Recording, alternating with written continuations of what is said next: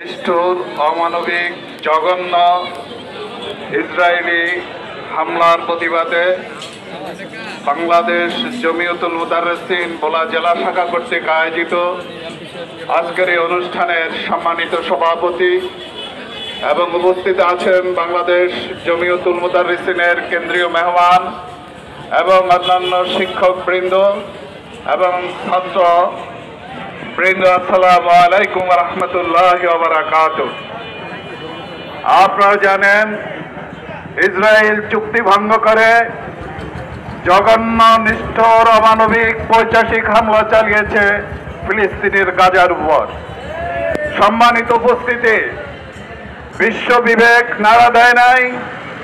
আপনারা জানেন, প্রথম বিশ্বযুদ্ধের পর শান্তি দেওয়ার জন্য লীগ অব নেশন গঠিত হয়েছিল, তারাও শান্তি দিতে পারে নাই। বিকল্প হিসাবে আজকের ইউনাইটেড নেশন, জাতিসংঘ প্রতিষ্ঠিত হয়েছে।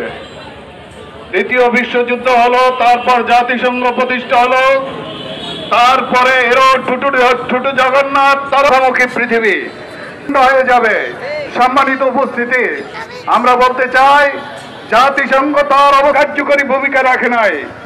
তারপর আরব লীগ যথেষ্ট ভূমিকা রাখার কথা ছিল, কিন্তু আরব লীগ ব্যর্থ হয়েছে, এই পর্যন্ত যথেষ্ট ভূমিকা রাখে নাই।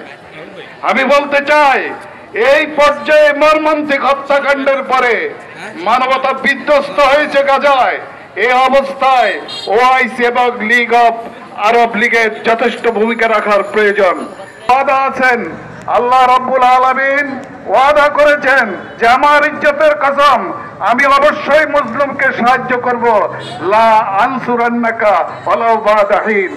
একটু দেরিতে হলেও আমি মুসলিমকে অবশ্যই সম্মান, তার বিরুদ্ধে আন্তর্জাতিক ট্রাইব্যুনালে বিচার হবে এবং তাকে ফাঁসি দেওয়া হবে। এটা দেখবে বিসন্তিজি সেই দিনের।